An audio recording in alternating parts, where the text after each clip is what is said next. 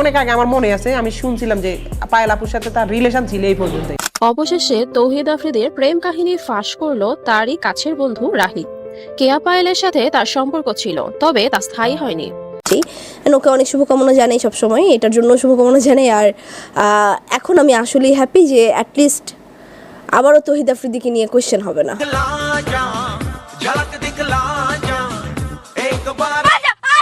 এবার তৌহিদ আফ্রিদি সকল তথ্য ফাঁস করলেন তার ছোট ভাই ও দিঘি। বিপদে পড়লে বন্ধু চেনা যায়, তার আরেক পরিচয় হলো তানভীর রাহি। আজ রাহিকে ঘিরে আমাদের অনুসন্ধান, চলেন দেখি রাহি কি বলে। অনেক আগে আমার মনে আছে আমি শুনছিলাম যে পায়েল আপুর সাথে তার রিলেশন ছিল এই পর্যন্তই। কেয়া পায়েল বা মুনিয়ার বিষয়ে এইসব আমরা অত বেশি আমাদের ধারণা ছিল না। আমি এমনি মানে অনেক আগে আমার মনে আছে আমি শুনছিলাম যে পায়েল আপুর সাথে তার রিলেশন ছিল এই পর্যন্তই, এছাড়া তেমন কিছুই না। চলেন দেখি সরকারি এক কর্মকর্তা আফ্রিদিকে নিয়ে কি বলেছে, তাই একটু আমরা শুনে আসি।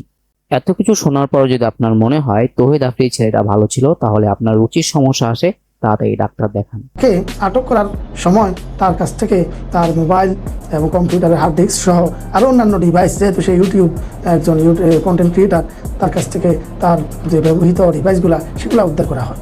সেই সমস্ত ডিভাইসের মাধ্যমে বৈষম্য বিরোধী আন্দোলন চলাকালীন যে আন্দোলনকারীদের প্রতি তার যে আক্রমণাত্মক ভাষা, সে সমস্ত বিষয়গুলা, ভিডিওগুলা, সেই সমস্ত রেকর্ডিংগুলা তার এই ডিভাইসগুলোর মধ্যে পাওয়া যাবে, এটা আমরা বিশ্বাস করি। কেননা তৌহিদ আফ্রিদিকে সবাই নায়ক বলে জানলো, তিনি পর্দার আড়ালে ছিলেন একটি ভিলেন।